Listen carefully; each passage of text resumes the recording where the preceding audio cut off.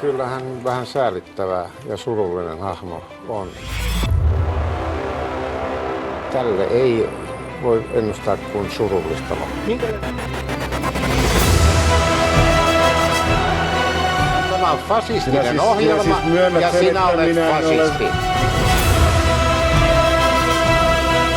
Etkö näe tätä ongelmaa, että sinä itse ratsastat vihalla?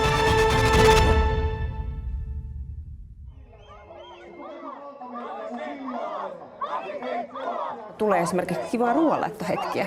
Kiinnostaako sinua mikään tämmöinen kiva, mikä heidän mukana tulee, vai vaan olet huolissasi siitä huonosta?